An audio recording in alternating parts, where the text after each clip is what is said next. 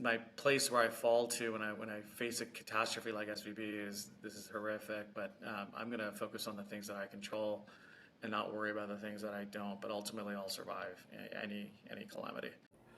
Welcome to Fundraising Demystified, the podcast where we uncover the untold stories of successful founders who have raised venture capital to bring their visions to life.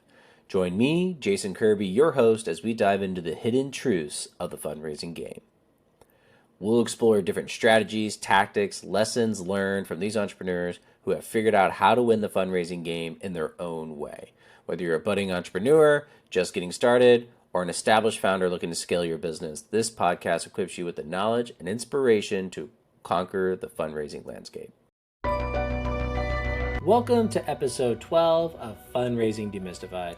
Joining us today, we have Eziah Zaidi, the co-founder and CEO of Men Labs, a life science and digital health company on a mission to improve societal health and healthcare delivery. They've recently raised a $15 million Series A, bringing their total capital raise to just over $20 million. We talk about what they're building at Men Labs, their fundraising journey, key milestones they track to get ready for their Series A, and much more. Let's go ahead and dive right in. Hi, everyone. Welcome. Jason here, host of Fundraising Demystified, welcoming Eziah Zaidi to the show, founder of Mend. Welcome to the show. Thank you, Jason. Thank you for having me. Excited about the conversation. I'm excited to share your journey and hear your story. And the best thing we can do is just tell the audience, a little bit about your background and how that ultimately led to you starting this company. And we'll go from there. Yeah, no, so first of all, thank you for having me.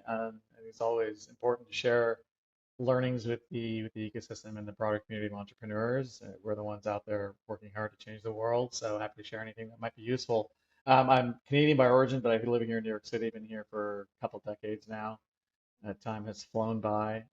Spent my career really steeped in innovation, primarily as a passion. So I've studied academically innovation, have practiced it both at a corporate level as well as an entrepreneur, having gone through the full cycle of germinating an idea on a napkin and taking it all the way through commercialization. So I spent roughly 2 decades between Citibank and Deloitte in a variety of different strategy and innovation roles, everything from corporate strategy to product innovation. Again, looking at transformational ideas, new products, sort of the forefront of things that are going to change society, and really identifying white spaces. That's what I love doing, and recently fell in love with some of the challenges in healthcare, and my new company is really about addressing some of those challenges.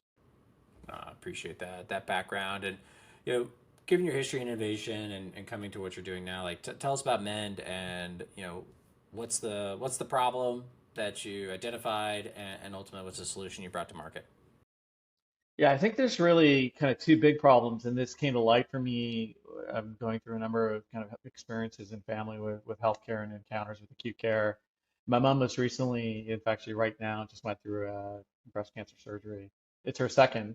The first one was about 15 years ago, and she recently actually had a joint replacement as well. She's 80 years old, and I've seen her interaction with acute care and the things that were really great and the things that weren't so great.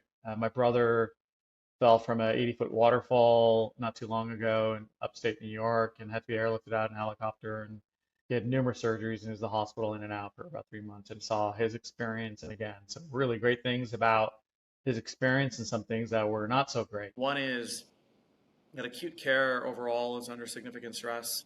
So doctors are understaffed in their practices. 30% of nurses have left the profession. 50% of physicians are over the age of 65 and will retire in the next 10 years.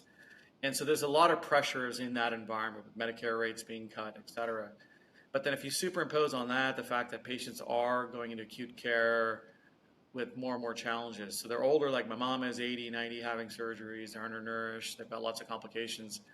And those two are not a good mix. That the fact that you have acute care that is going to be understaffed, under pressure, and a more complicated patient, how do you solve for that? It's going to mean a reduction or reduced quality in terms of our outcomes, and that's going to cost billions of dollars in healthcare. And so Mend is taking that on. It's addressing some of those gaps that I saw in acute care to help lift the outcomes, but also position patients for long-term success. So we have a technology platform, a behavioral model, along with a food as medicine core sort of philosophy and approach, and how we position patients for good outcomes. And the convergence of those two is really where we're operating. We think we're quite unique in that regard. So, you kind of talk about serving the patient community, but, looking at your website, I see, physical supplements that I'm assuming people can purchase, as well as app and technology. Can you walk us through what the patient experience is, how they discover you, and what they end up, how do they utilize you? Yeah, we really focus the business, and this is, a hard lift of getting into conventional healthcare, really going through go to market through physicians and doctors and hospitals. And you can imagine a very skeptical community that is evidence based and really wants to see published papers in science before they touch anything. And then when you bring into them something that's not a pharmaceutical, or they're not accustomed to using it, even heightened level of skepticism and scrutiny. So we've had to work really hard to go through that channel, but we believe that in the long term that will serve us well, because we really want to help support medicine and make sure that we're a cornerstone of medicine. So the way that Mend is primarily being used today is you go see your doctor. Let's just say you're having a total joint surgery. We have a number of published papers and studies, randomized placebo-controlled trials that show that if you take our product pre and post operatively, you will actually enhance outcomes. And that means better muscle, better volume, better return to function, and a whole bunch of things that result in better downstream outcomes. Really fascinating studies that we've done, both in the form of placebo-controlled trials and MRI, but also biopsy studies that have been validated across a number of sites, and recent studies that have also been published, biopsy studies that have shown that the problem we're trying to solve has actually been historically underreported, that the atrophy is actually quite significant and can lead to long-term risk for disability if not addressed. So, that's how we've gone to market. And now conventional medicine is increasingly utilizing our meds. So you go into health systems, and some of the leading orthopedic surgeons in the country and hospitals are ensuring that Mend is a part of your protocol as you go through your perioperative experience. Gotcha. No, it's something I probably talked to my dad about. My dad just had surgery yesterday, had his fourth knee replacement. Brutal. Wow. Well, I guess technically the real knee replacement was several months ago, but they Okay. botched it and had to redo it and repair it. So Revision, not fun, but he's not feeling great. fun. He's released today, so it's good news. But I'm glad to hear um, that. and I guess walk me through the technology aspect. So it's when you have the proprietary supplements and solutions that people can consume, but from a technology play, where are you guys at on that front? So today, and Jason, I know you recently had some work done on your shoulder, and your dad did. I presume when he went in for surgery, there was a sheet of paper that was given to him and said, "These are the things you should do and things you shouldn't do." We think that's a relic that we can provide much more hands-on care in terms of best practices. So our tech platform enables bi-directional conversation between our care providers and the patient, coaching them through the entire period. So your dad, if he was on our platform, not only would he have received the nutritional medicine, nutritional products in the mail and told how best to take them, but he would have had a nurse, a dietitian, perhaps a PT that would have navigated him through the entire episode of care. So all of the things you need to do pre-surgery to ensure that you have a good outcome, and there's a whole bunch of things that aren't typically given as much attention to, like nutrition, that your dad would have been optimized on. And then post-surgery, what are all the things that you should be doing to ensure that you not only get really good outcomes during surgery, but you're positioned for long-term success. So our behavioral model, our technology is designed to support a patient through that entire episode of care in a much more advanced, digitally native way that also then uses that acute opportunity as a way to position people for long-term success. We think that's a missed opportunity. A lot of times that acute event is an aha and an eye-awakening moment for folks where they're most receptive to change. They're looking for ways to not end up in the hospital again. How do I make lifestyle changes and choices that'll result in better long-term health? And so we do that. We use a behavioral model to position patients for long-term success. Okay, no, that's awesome. And just from a payer, is this a health insurance payer situation that pay for the service, or is this a patient opt-in? Yeah, and there are different criteria. If the patient has certain chronic conditions that we're trying to manage because those can lead to complications and risks, then there would be certain codes that we bring to bear. The remote patient monitoring does have a set of codes that we can utilize in the nutrition realm. There are some codes that our dietitians can utilize to bill to payers, and we also do have a cash-based model. Awesome. Okay, no, that's great to share. So, now I feel like a really good grasp of what you put together, this company, and the offering that is servicing the patients that are impacted in these situations. But let's talk a little bit about your fundraise. I start from kind of the beginning, from conception to when you first went out to go raise some capital, who you targeted, all the way up to your recent Series A of 15 million. It's been pretty traditional kind of curve. If you think about what startups go through, you're begging and borrowing from family and friends in the initial stages, and that's literally what I did. I spoke to everyone that I could about my concept and my vision for it, and the first check was $5,000, and five went to 10, and 10 went to 15, and so on and so forth. And I literally cobbled together as much capital as I could. And the really critical thing at that stage is getting as many proof points in place as possible with, obviously as little resources as you can. Just doing all the validation. And I went and spoke to as many doctors as I could, dietitians, et cetera. Built proof of concepts, did validation and market studies and consumer studies. So you got to stretch the dollars it doesn't end. You got to stretch the dollars every step of the way. So ultimately, that led to enough proof points where we started to go after institutional capital, but we did that in the form of, what's commonly used convertible notes with more sophisticated investors through seed rounds. Sometimes the seed rounds were kept open for a while. We took some capital that would allow us to move, but we kept it open so that additional, seed investors could come into the round. And then, to today, where we, recently completed a Series A round in a very difficult market environment, where we've got, very sophisticated investors on our cap table and traditional Series A. That's a priced round, and we went through a whole evaluation exercise, and that's where we're at today. Oh, that's awesome. And from kind of going back to kind of that post family, friends and family round, maybe low six figures, I imagine, is kind of where you guys ended up on that round. Is that correct? Yeah, Um, yeah. and then from there, like from that point to like I guess call it a pre-seed, or was it more of like a rolling seed the entire time with like No, we kind closed a couple of seed rounds. So we took a seed round, hit a bunch of we closed it. We hit a bunch of milestones, and we decided we weren't quite ready for a Series A yet. Wanted to, put some more things out in our business model, and then when we got to evaluation in a place where we felt the really sophisticated VC institutional investor, would like our pitch and story. That's when we went after the Series A. Gotcha. And was that more of like a revenue milestone, a growth milestone? Like, what were the milestones or KPIs that you guys were monitoring to kind of get you, as you say, like Series A ready? Yeah, it really is. They're going to look for market traction beyond anything else. If you're not a heavy IP driven company, it really is about market traction, revenue, demonstrable demand. And so we had and have hospital contracts in place, and so it's very clear when you look at our company that we're executing now. We're not in the product market fit stage. We're not in the validation stage. We're now about, okay, there is a demonstrable demand for these guys' solutions, and if they execute and execute well, this should be a success story. So that's very much where we are now. We've lifted hospital accounts into our platform. We're generating that data and we're seeing results. And so if that goes well and we continue to execute with excellence, we've got 4 or 5 other accounts that are closed. And it'll just be a big story in 2024. So you have to have all those pieces in place for the professional VC community to really take notice of your opportunity.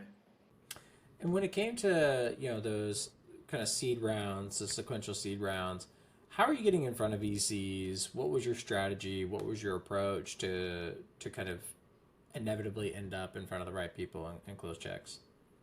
Yeah, and you have to be a little bit deliberate about kind of who you take into your angel rounds and how you're doing, your early stage your early stage raise. We've got a lot of family money into the company. We've got some investors that are, well connected and have large networks. One of my investors sits on, she's a LP in a fund. So once you're there, it really is about shaking the trees and getting in front of as many communities as you can of investors and having folks open the doors.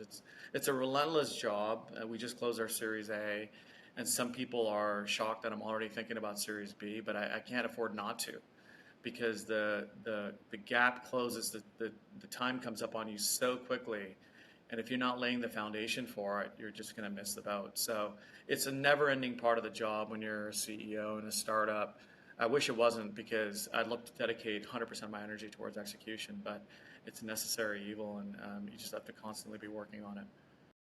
And when you were, from C to Series A, was it a lot of more relationship building, or was it a lot more like, here's my startup, here's my deck, I'm pitching you? We were very fortunate in that we didn't have to do a lot of show pitching to really get to the capital that we needed to get to. It's you get yourself a strong lead investor, and if you've done enough socialization, the round will fall into place. So that's really the focus is, let's just say you're doing a $10 million round. Can you find that really strong lead to take half of it? A lead that will influence others, and it's a highly reputed investor where others will follow into the round. So we were, very fortunate to get introduced to SDG Ventures, which is the Walmart family funds, and they led the round. And of course, they're such reputed investors that really helps you raise and close out with the others. Now, we did have a bunch of money lined up prior to that lead investment. And it is about just being persistent about getting in front of credible investors that are mission aligned with you. That was really important to us. Is really purpose and mission alignment, because we are we are in a space that doesn't move fast, right? Healthcare, human health, etc. But there is such an enormous opportunity to make an impact that we felt like if we had the right investors that were patient capital, that understood the complexity of what we're trying to build, that would be the right alignment. And so we're very fortunate that they're on our cap table, and in the last round we have 3 pure play food as medicine, human health focused investors, and then others that are kind of tangentially they're interested in the space. It's not core part of their thesis, but they really love what we're trying to build. So to answer your question, it is something that you have to stay very persistent with, and just speak to as many people as you can speak to. And were most of these people you were getting in front of, was it mostly just warm intro after warm intro, or were you identifying, kind of like these would be our ideal investors, and you reach out to them cold, or you try to like path it I into didn't warm do a intro? single cold outreach, not a single. Our entire raise was done off of warm introduction. So I don't know how much of an anomaly that is. I suspect people do a lot of cold outreach, but I find sending cold deck to someone who doesn't know you into their inbox to be limited in what you can achieve out of that. So I haven't focused on that. I've focused on leveraging my network to get in front of folks that they have relationships with, and that's served us well. And in, I would say, most seamless fundraisers, that's the reality. It's leveraging existing warm introductions, because you just skip so much of kind of the necessary relationship building when you come in cold, and kind of the trust establishment. If you have someone you trust, referring someone you trust to someone that, it's like it's a much quicker, validation. But were you more or less saying, hey, network, or hey, friends, family, like, I want investors thrown my way? Or were you like, hey, I need to get in front of these 30 investors and, try to map out who knows who? Or like, kind of what was the process of kind of requesting those We, interests? we did a little bit of both. So we had our target list. We mapped out the community of investors that were thematically aligned with what we were looking for, that we were at the right maturity stage for their thesis, right? So these guys invest in companies like us in terms of what we were bringing to the table. They invest in check sizes like us. So these are our targets. And then you take your targets to our existing investors that were on our.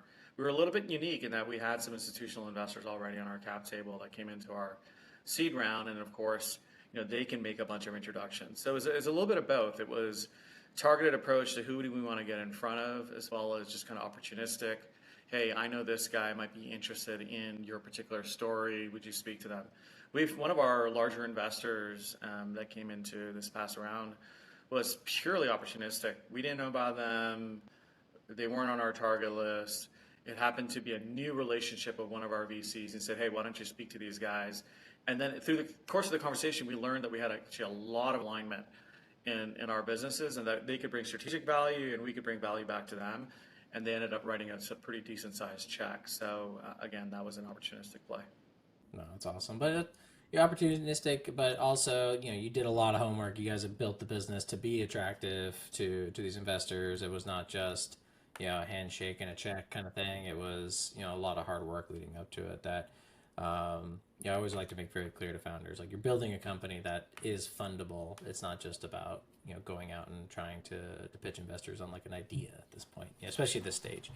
Um, so that kind of brings me to one point I just like to, for the audience sake, the point that you mentioned of like you did the homework first in terms of identifying who your prospects are, like who's actually in your market that is willing and possible to write checks, and that's something I try to work on founders extensively on. There's too many that focus on spray and pray or just whoever has money, and that's usually turns out to be a giant waste of time for so many people involved.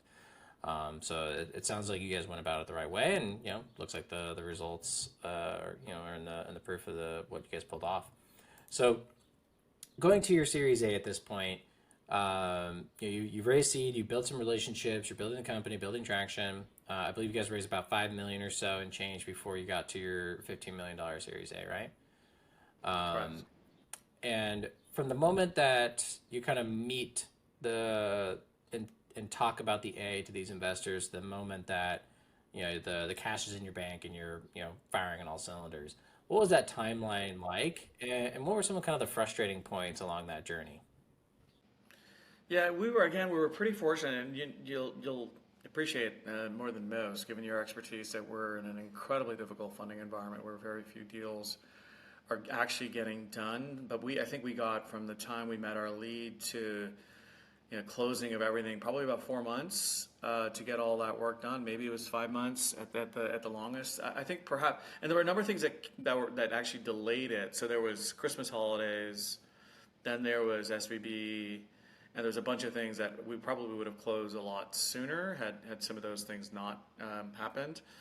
Um, I think one of the things is because we had a number of investors, come into the round, repeating the diligence process over and over and over again, right? So I want to speak to your customers. So you're providing references to a set of customers that they want to speak to, and you've already sent some of your most important clients a reference, and are you going to send a hospital, chairman, another client to do another reference check? So some of those things, we were asked, because of the heightened scrutiny in the environment, we're asked to do extra levels of diligence, and we were fine with that, right? We knew that we had a solid story and we had to do that. But some of the delays that caused, in terms of when we thought we'd hopefully close and have cash in the bank so we could start running and have a really strong year, some of that was delayed a little bit, and we had to get a little bit creative about kind of bridging and all that kind of stuff until the round was fully closed. But overall, we were very fortunate to have a relatively smooth close and get the capital that we wanted and needed at a valuation that everybody felt was reasonable and fair. And that's the other thing is, we could have dug our heels in and perhaps fought for something higher in terms of valuation, but that wouldn't have served anybody well. And so the most important thing was to get a lead on the cap table that was a really strong, that felt comfortable with what they were investing in, both from a value perspective as well as the underlying asset and the quality asset, and then making sure that the collective syndicate of investors was really strong, because that'll serve us well in future rounds, serve us well in the market, opening doors and all those types of things. So we feel good about where we landed. No, and that's great. And it sounds like, looking back from, in hindsight, it sounds like things ended up going pretty well. But I do want to just call out, you closed your round like in the midst of the SBB, Silicon Valley Bank Yeah, collapse. Like, yeah. what was like when you saw that news and you saw everyone freaking out, moving money around, and like, what were you feeling in that particular moment? And did you feel like your round was potentially threatened? I did at points. We were literally in close, as you've just observed, and for me it was a triple whammy. So I had men's money in Silicon Valley Bank. My personal money was in First Republic. And then I had my 401k with Vanguard, which was one of SVB's largest investors. So Jason, as you have as an entrepreneur, I've developed the muscle on anticipating crisis after crisis or challenge after challenge, being an entrepreneur. And I literally just shrugged at it. I was like, what am I going to do? I've practiced stoicism at this point. I control what I control, and I react to what I can control, and I don't to what I can't control. So I managed it pretty well as far as personal stress goes, but I know a lot of people were really, really freaked out about it. It definitely delayed our funding significantly. At points, it was just like, oh my God, does this mean that we're not going to get funded? Like, what does this all really mean? But fortunately, the government stepped in and did what they did. Otherwise, we might have been in some very significant trouble.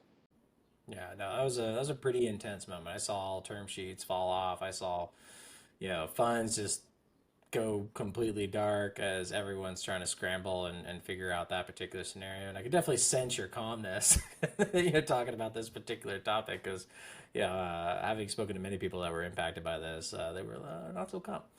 It was definitely a pretty intense, moment for the entire venture community. Now, I looking was back, reflecting on a lesson that my uncle shared with me, and I'll share that, with your listeners as entrepreneurs and people that are going to go through that roller coaster ride. Is ultimately, if you're reductionist, this is philosophical, but if you're reductionist down to what is your kind of the biggest risk you have, the biggest risk you have is that your company is going to be it's going to fail, right? But that is horrific. That's catastrophic. It means people are going to get laid off. It means people are going to lose money. It's not a good thing. But are you going to survive all that? And you will, and you'll be able to feed yourself. You'll have a home. You'll get your next job, or you'll do your next thing. So at the end of the day, your survival is never at risk. And so I use that as just kind of my place where I fall to when I face a catastrophe like SVB is this is horrific, but I'm going to focus on the things that I control and not worry about the things that I don't. But ultimately, I'll survive any calamity.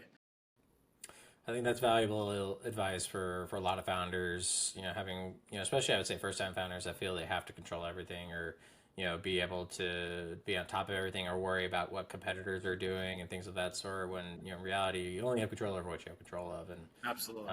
it's a good way to kind of ground yourself and collective your thoughts and think about what moves you have at your disposal that will lead to the best outcomes and execute on what you can.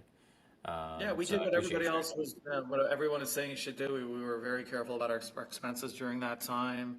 We stayed focused on the business and executing on the business plan, and the world turned out okay. So that's all you can do. We're all alive. We're all doing well, and market seems to be ripping back. Because Right. it's funny how human nature works. Yeah. But when it so at this point, you guys got the money. You have the 15 million from the raise. And really, what's kind of the acceleration plan from here? You're already thinking about the Series B. Like what type of milestones or what things are you measuring or kind of pursuing to make sure you guys are set up for the next subsequent round? Yeah, so as I mentioned, we have a number of contracts in place. The very first contract we lifted in January, and so a lot of eyes were on that to demonstrate, hey, that we could deliver a great client experience, a patient experience. We could bill, we could see revenue, and all those types of things. And I was elated that sort of in March that the client indicated that they were seeing real clinical outcomes already. So you're only 2 months into a deployment, and your most important medical practice client is saying, "Hey, this is working and it's delivering real patient results."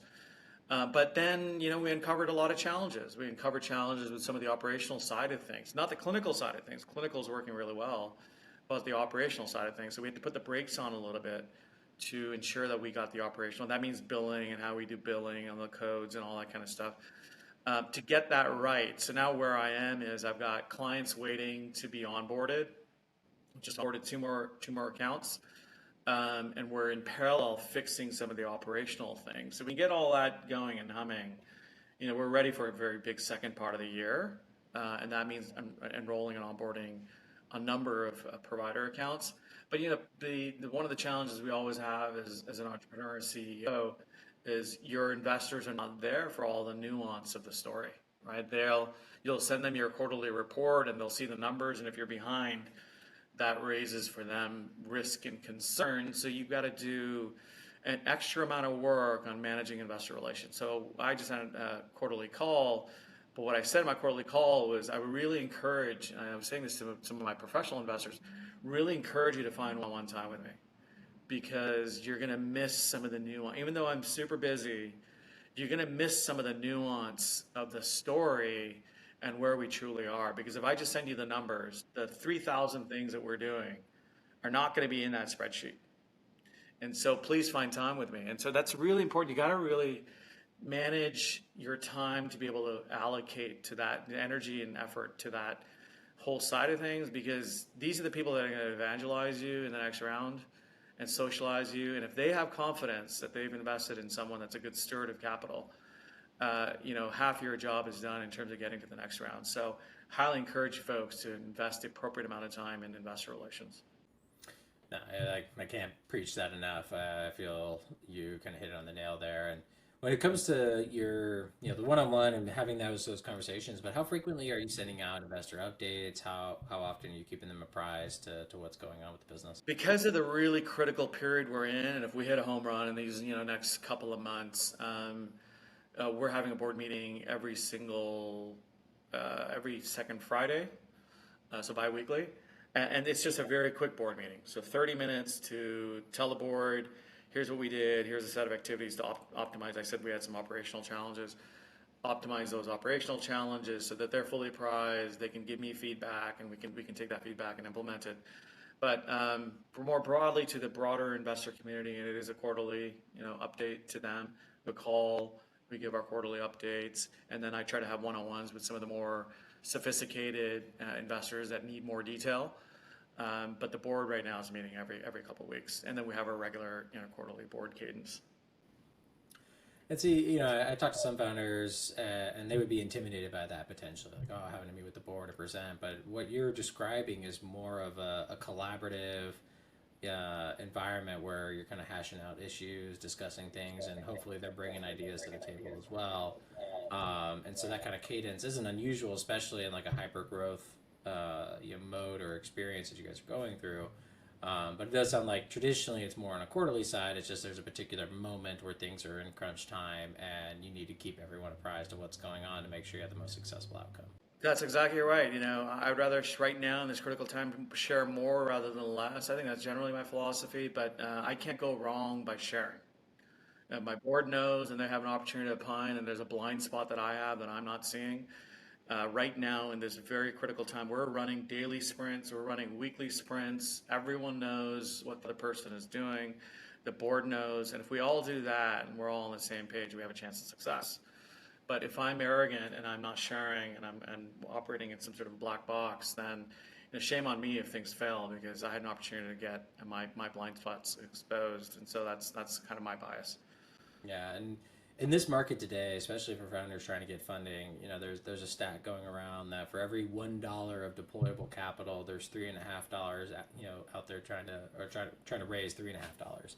Yeah. There's just not enough capital being deployed in this market, and it's founders with the mindset like you that understand the value of transparency, not the burden of transparency. And It is frightening. It is a little scary. You've got some people sitting on your board that have written you big checks, and they're going to be demanding, but I can guarantee you they're going to appreciate your transparency. I can guarantee you they're going to appreciate you asking for help, because they want success for you just as much as you do. So I wouldn't be intimidated by that. Overshare, if anything. Yeah, and some of the investments I've made when some founders super prompt on investor updates, but sometimes too bubbly, too positive. I'm like, what's really going on behind the curtain, And Yeah. then it usually takes those one-on-one calls to kind of really unpack things, or worse, when founders go completely dark. Nothing's good when that happens, and Right. it sounds like Right. you're kind of ahead of that and being open and honest with your I board. hope so. I mean, I'm always asking my investors, like, what more do you want? Tell me. Are these calls structured the way that you want it? Is there something else you want to know? You tell me, and you tell me what would be useful for you. So, ask your investors that. What do you want to hear? What would you like to be seen discussed in this call? What format? And they'll give you the answer. Yeah, take away the guessing game.